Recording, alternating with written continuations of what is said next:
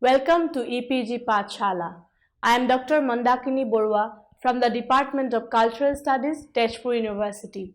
Today, we are going to look at the module Interpreting Cultural Spaces from the paper Comparative Literature and Culture. This module has been written by Parag Kumar Deka, Research Scholar, Guwahati University. Introduction. Cultural spaces come into existence at the intersection of a wide variety of factors. So, to understand the nature and organization of any cultural space, it is very important to take these factors into account.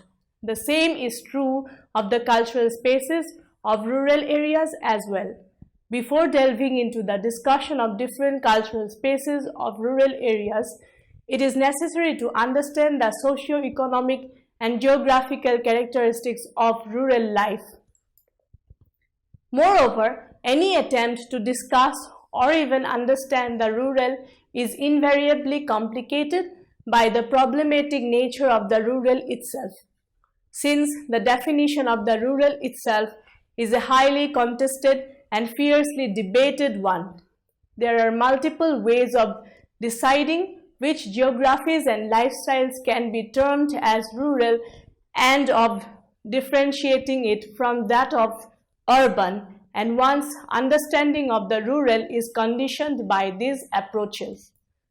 Therefore, one helpful way to approach the question of the cultural geography and rural life is to look at how the rural itself is constructed and conceptualized as a unique cultural space. One approach to defining and understanding the rural is seeing it as a dichotomous opposite to the urban, where the countryside is contrasted against the city. Then again, it becomes imperative to define the urban or the city itself. Such a dichotomous perspective often looks at the rural as an idyllic space, a view that, I quote, typically conjures up stereotypes of green pastures and quaint villages. More often than not, such an idea of rural life is an ideological construct than a real one. Another way of looking at the rural-urban question is to look at it as forming a rural-urban continuum where the dividing line between the city and the country becomes very blurred and the transition from city to country becomes gradual rather than abrupt. In the United States of America, the Bill Code deployed by the Department of Agriculture puts various countries into any one of 10 categories basing on their population. Another way of defining a particular area as rural or urban is to consider the economic base of that particular area. If an area is primarily dependent on natural resources such as mining, logging, etc. for its economic sustenance, then it is counted as rural. By this criterion, even high population density areas can be seen as rural and low density areas as urban places. Yet, another way of defining the rural is to see it as being socially constructed. By this definition, a region is considered as rural if the inhabitants, I quote, perceive themselves as living in the countryside, I unquote. Another group of sociologists and geographers propose that areas should be categorized into rural and urban basing on the interpersonal relationships. Some late 19th and early 20th century sociologists maintained that whereas rural areas relied on familial and personal relationships, urban areas were categorized by a reliance on interpersonal market-based relationships. This gives an idea of the complexity of the idea of the rural. Often, a multidisciplinary approach is considered to be more suitable in defining and understanding rurality than a single method one. The Census of India, for example, defines a rural area as having the following characteristics: a population less than 5,000, a density of population less than 400 per square kilometer, More than 25% of the male working population engaged in agricultural pursuits. Conversely, an urban area is defined in the following terms: a population more than 5,000, a density of population at least 400 per square, a minimum 75% of the male working population engaged in non-agricultural pursuits. These criteria of defining the rural and urban, however, are liable to differ from country to country, which again demonstrates the fluidity of these concepts. Because of this, any attempt to define the rural objectively is bound to be frustrated by various pitfalls, as such attempts inevitably depend on a number of statistical surveys and on their validity. Therefore, what is more important at that point is to see how the concept of the rural itself is ideologically constructed and what it entails. The rural ideal. One of the major ways of looking at the rural is to conceive it as a culturally constructed idea. This is particularly true in the Western context, where the countryside and or the forest have always been seen as a space of healing and harmony. Literature provides various examples of this constructed nature of the rural. Some of these examples show how this tendency to idealize and to package the rural and the natural has had very ancient roots. In his Anatomy of Criticism, while discussing the comedy of Shakespeare and his contemporaries, Northrop Frere uses the concept of green world. According to Frere, the plot of the comedies where the idea of green world occurs incorporates the theme of the triumph of life and love over the wasteland. In Shakespeare's The Two Gentlemen of Verona, the hero Valentine, Frere points out, becomes captain of a band of outlaws in a forest, and all the other characters are gathered into this forest and become converted.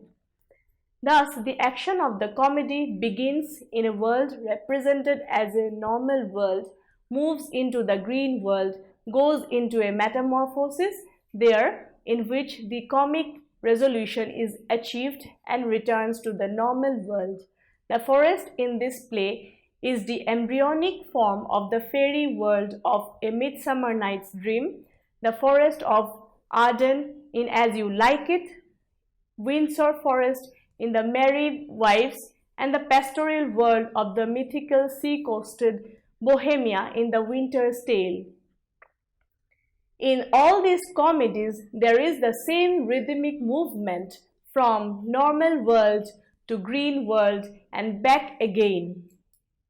It is important to note that in most of these comedies mentioned above, the world represented as a normal world is the world of royal courts, duchies, or medieval towns and boroughs. The contrast between the urban and rural and the natural and rural must have been very perceptible to the London audience of Shakespeare's time because, I quote, "the folly and corruption of courts was a favorite theme of Elizabethan and Jacobean dramatists." The presence of such natural spaces where all the complexities or conflicts of the city life are resolved is not confined only to these Elizabethan dramas. The poetic genre of the pastoral, which can be traced back to the 3rd century BC or more definitely to Theocritus' ideals, is a lasting example of such packaging of the rural. By definition, the pastoral is a fictionalized imitation of rural life. Pastorals are usually the life of an imaginary golden age in which the loves of shepherds and shepherdesses play a prominent part. However, the term pastoral applies to an treatment of rural life, ancient or contemporary. It is important to emphasize that this idyllic or pastoral approach to the rural is not limited to only to literary or fictional representations. but is a dominant way of looking at the rural in general. For instance, Beethoven's Symphony No. 6 or the Pastoral Symphony is also subtitled as pleasant, cheerful feelings aroused and approaching the countryside. This view of the rural is also reflected in many paintings throughout the classical and modern history of visual arts. One such example is the American artist Thomas Cole's The Course of Empire cycle of paintings created during the period 1833 to 36. In these paintings, Cole depicts the gradual transformation of an imaginary geographical landscape with the progress of time and its movement from a wild state of existence through phases of pastoral and urbanization to destruction and desolation. The names of the paintings in the cycle itself suggest this sense of geographical evolution and devolution, which are respectively the savage state, the Arcadian or pastoral state, the consummation of empire, destruction and desolation. The paintings in the Empire series are representatives and symptomatic of the prevalent early 19th century American sentiment, where the pastoral was viewed as the perfect phase of human civilization, reminiscent of the pre-lapsarian state of the Garden of Eden. Like many works art, these paintings too represent a distinct tendency to socially and culturally construct the rural or the wild as well as to idealize it. It is important to note how this approach automatically perceives the rural as the binary opposition to the urban. This process of constructing the rural as an idyllic space is very strikingly captured in the following passage from Milan Kundera's novel, The Unbearable Lightness of Being. Teresa looked into the farm worker's weather-beaten face. She found him very kind. For the first time in ages, she had found someone kind. An image of life in the country rose before her eyes. A village with a belfry, fields, woods, a rabbit scampering along a furrow, a hunter with a green cap. She had never lived in the country. Her image of it came entirely from what she had heard or read or received. This passage clearly demonstrates how this idyllic outlook perceives the rural as a utopia or semi-utopian space far from the madding crowd, where all the conflicts and contradictions of urban existence are magically resolved.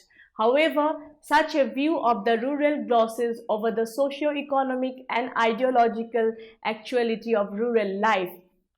In reality, much unlike such harmonious and idyllic scenes, most of the rural spaces in the contemporary world are sites of intense activity and transition, and of many inequalities and inadequacies, which is also reflected in their constantly changing spatial structure.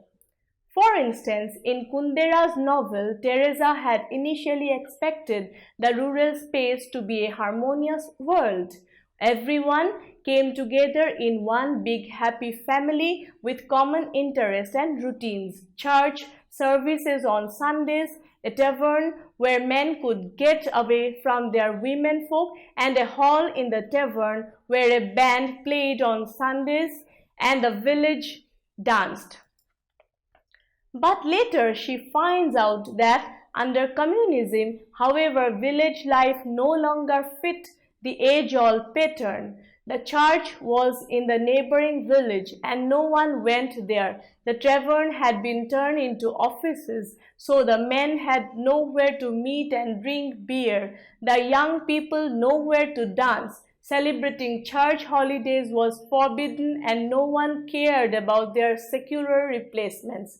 The nearest cinema was in a town 15 miles away, so at the end of the day's work filled with boisterous shouting and relaxed chatter, they would all shout themselves up within their four walls and surrounded by contemporary furniture emanating bad taste like a cold draught. stare at the refulgent television screen. They never paid one another visits besides dropping in on a neighbor for a word or two before supper. They all dreamed of moving into town. The country offered them nothing in the way of even a minimally interesting life. It is important to note how this passage, the communist regime, consolidates its power over the populace by manipulating public and private space. For instance, by turning taverns into offices. These passages also underline certain spatial characteristics of rural life in general, such as communal and inclusive spaces exemplified by big happy families and taverns, etc. When these spaces are disrupted by the communist regime, the very nature of the rural life is altered. The image of life in the country, as visualized by Teresa in the unbearable lightness, also hints at two very important aspects of the rural life, which is discussed in the following slides. Rural life and economic activity. As we can see from the concept of the rural in the above examples, the idyllic view of the rural not only hides the heterogeneous and changeable nature of the rural spaces, but also the various economic activities that are characteristic of rural life. The pastorals or the nature poetry of the Romantic poets, for instance, rarely, if ever, looked at the European countryside as an economic space. For them, the rural existed in a sort of economic vacuum where even the productive activities like shepherding and harvesting are primarily seen more as communal rather than economic in nature. But as we have seen in the very beginning of this discussion, one of the primary defining characteristics of the rural is the nature or agriculture dependent economic activity of its inhabitants. This romanticizing of the rural space has a very significant connection with agrarian economics. Rupert Hildyard points out that in English culture, the idealization of country life accomplished through literary or other means carried particularly strong connections with the landowning class. Hildyard goes on to elaborate that from the Tudor times to the early 20th century, political power and social status as well as much of the economic resources of the nation were increasingly concentrated in the hands of the landowning class to a much greater degree than was the case in other European states. The political and economic power base of the English ruling class was in the country, the land, and the pastoral idealization centered on the counter house, the mansion and estate of the family as an expression of strength, stability, continuity, and harmony. In literature, Spenser, Sidney, Shakespeare, Marvell, Herrick, Pope, and Gray all contribute to the genre. Jane Austen's novels ending as they do, with heroines taking simultaneously possession of a husband and a desirable country residence, represent the epitome of the identification of pastoral felicity with the values of the landed gentry. Therefore, the representation of the rural in terms of the pastoral or the idyllic often resulted in the imposition of an aristocratic and bourgeois view on it. This relation between the economy and the representation of the rurality can be more clearly understood by considering one of the most famous British landscape paintings called Mr. and Mrs. Andrews, created by Thomas Gainsborough. Gainsborough's painting depicts the newly married Robert Andrews and his wife Frances Mary Carter in their family estate of the Aubreys, which is presumed to be part of the latter's dowry at marriage that subsequently became the property of her husband. The land bordering the plot depicted in the painting was to Mrs. Andrews' father's estate called Bellington. Considering the immense economic and political importance of land in the 18th and 19th century, it is not surprising that people like Mr. and Mrs. Andrews were defined by their relationship with the land and what they had with it.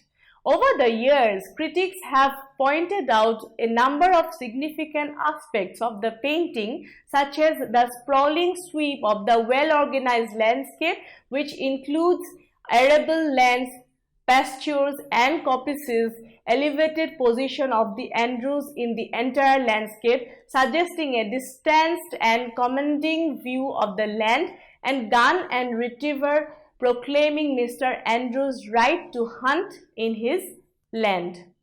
The neatness of the corn rows and wheat sheavers suggested development of modern agricultural technology, such as the seed drill developed by the revolutionary British agriculturalist Jethro Tull in 1701, etc.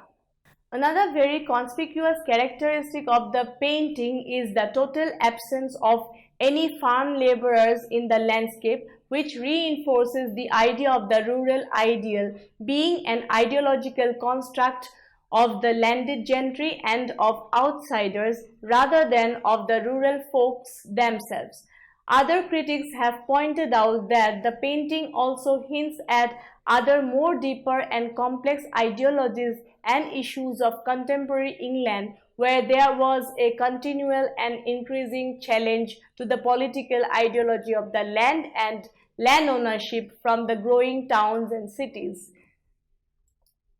The rural dynamic. Much of the idyllic appeal of the rural space derives from its scheming stability and unchangeability, which too is a cultural construct.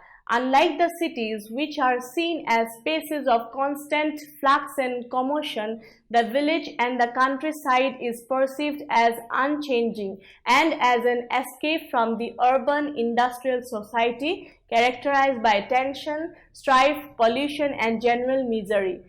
This view of the rural space as a stasis is also testified by common day-to-day expressions like the rural backwater, backwoods, etc. However, in reality, modern rural spaces are never static in nature.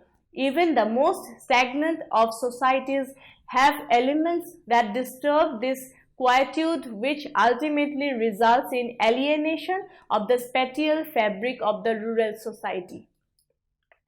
One such example is the village of Dalim in Soyed Abdul Malik's Assamese novel Hurujmukhir Sapno. In this novel, Dalim is described by the narrator as a tiny old village that is 32 miles away from the nearest town of Golaghat.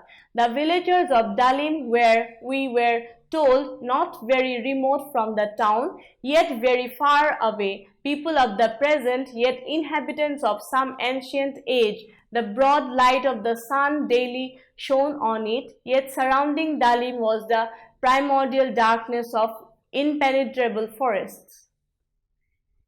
Initially, the village is described as a literal backwater situated on the banks of river Dhansiri, where there were no roads out of the village. The only road in the village, which was constructed by the villagers themselves long back and which ran from east to west, too, had fallen apart at many places. However, the villagers had no requirements for roads anyway. It was enough for the cattle to have a few drovers' roads.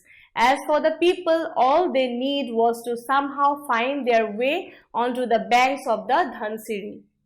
Thus, at the very beginning of the novel, Malik's description of Dalim shows two distinct characteristics of rural ideal, first of which is a static, unchanging village community. I quote, "Years roll by," I unquote, "the narrator tells at the beginning of the novel, but Dalim remains the same. It just gets yet 1 year older, far away from the cycles of time. Dalim lies still in its quiet corner." Secondly, this apparently changeless society is complemented by a utopian social structure where people of different religion and ethnicity live together in perfect peace and harmony, where Ishwar and Allah, rocks and trees all receive their share of worship.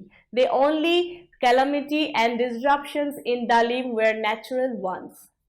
Given its secluded location, the social spaces of Dalim are more or less fixed and limited, which consist of private and spaces of the home, communal and public spaces like the paddy fields, pastures, the bank and the river, places of worship, etc. However, even a space like Dalim has its agent of change in the person of Chandra, who runs different awareness camps in the village on his own and advocates for the setting up of a hospital, a school and a permanent theatre stage in the village. Though he never achieves these objectives in the course of the novel, their introduction into the village structure, which seems imminent, is bound to change the spatial structure of the village. This portrayal of the rural backwater as a covetable utopia is a well-used trope in literature. In English literature, for instance, until the middle of the 19th century, the rural was mostly portrayed in idyllic terms, with the first half of this country primarily dominated by the sensibilities of Romanticism. This distancing of the population from the nature had in turn fed the Arcadian view of the rural space, as it had strengthened the longing for a return to the nature in the Romantics, particularly in Wordsworth. It was only in the later half of the 19th century and in the beginning of the 20th century that novelists like Thomas Hardy and D.H. Lawrence began writing about the real technological and economic changes taking place in the agricultural spaces of the countryside.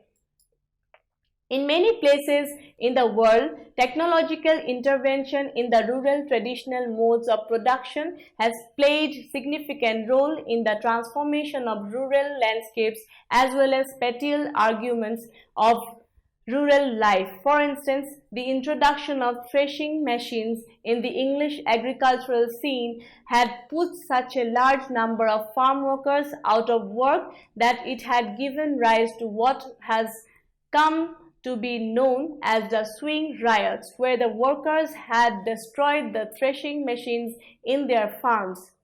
The 19th century English literature provides numerous examples of such informations, as the period of English history was one of intense mechanization and commercialization the world had ever seen before.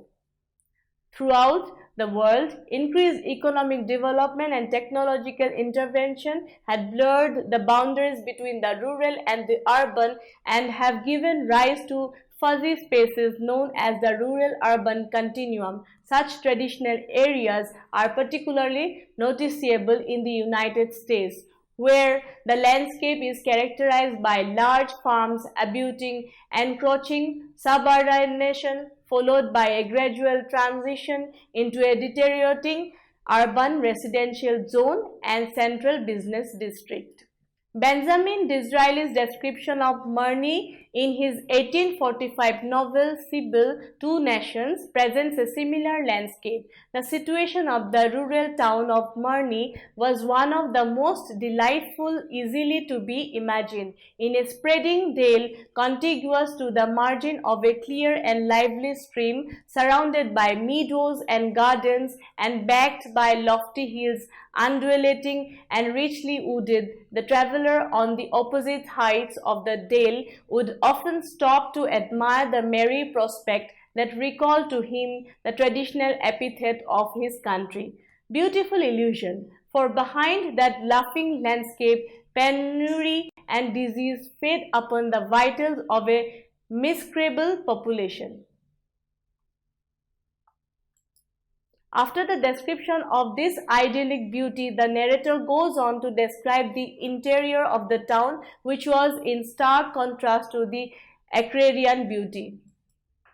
This description of Marnie shows it to be a kind of twilight space which can neither be classified as an urban nor as rural area. The novel itself calls Marni a rural town, which shows how it has to be seen as forming a rural-urban continuum rather than a clear-cut rural or urban space. However, it is also important to note how, while describing this space, Disraeli is using two distinct literary and ideological conventions, one of viewing the rural as an idyllic space and the other of seeing the urban as an inherently chaotic and bleak space. When the latter was undoubtedly a product of the rapid industrialization and mindless urbanization of the post-industrial revolution England, the description of aesthetically appealing, well-ordered rural scene at the beginning can be seen as a residue of the long tradition of pastoral writing. The rural and the urban parallel spaces. The defining and differentiating characteristics of rural and urban spaces, such as size and density of the population, nature of economic activity, presence and absence of agricultural production, etc., also determines the structures of the cultural spaces in these areas. For example, whereas most rural places around in corn fields, pastures, and other such agricultural spaces, urban areas are dominated more by non-agricultural commercial spaces such as markets, shopping malls, parks, business houses, and corporations, etc. However, despite many structural differences between the cultural spaces of rural and urban areas, functionally there are many parallels between them. For example, the village square or temple grounds in a rural place can serve similar democratic and secular function like parks and public squares in the city. Likewise, in both cases, there can be mechanisms in place to include the members of some groups and exclude the others from these spaces. In both areas, we come across the division of private versus public spaces, and both present us with instances of its own types of gendered spaces.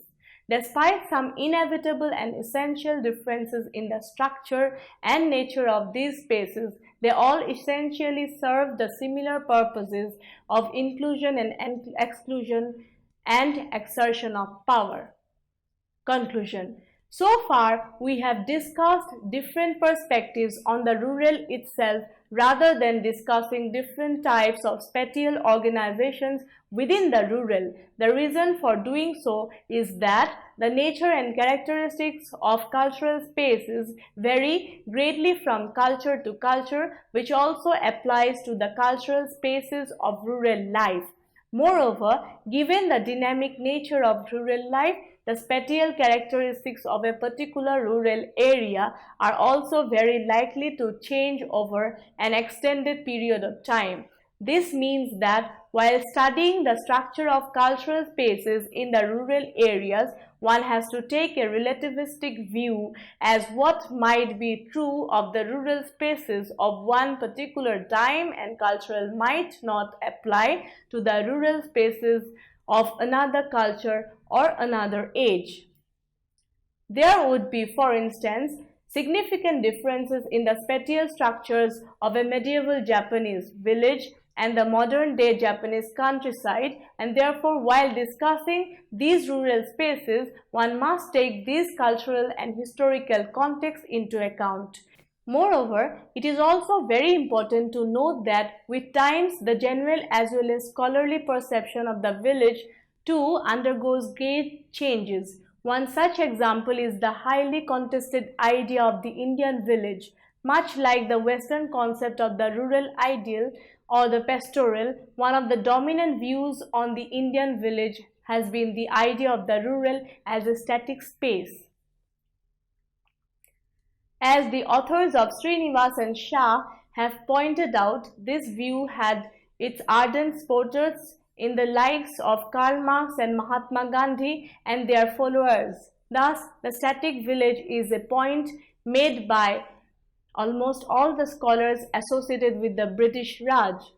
On the other hand, the post-independent studies on rural Indian were more focused on the issues of caste and social stratification, as a host of British, American, and Indian scholars reoriented the field of rural studies towards understanding the village as a dynamic space of multiple internal and external connections of associations, etc.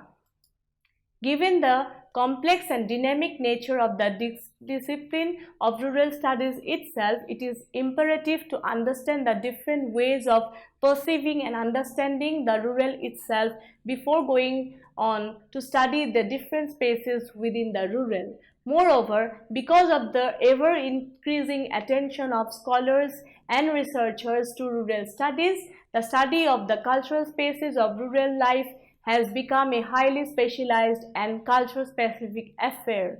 In this context, only after having a clear idea of how the rural itself is constructed in different ages and cultures, we can approach to investigate the spatial structures and organizations which different rural societies. With this, we come to the end of the module on interpreting cultural spaces. Thank you.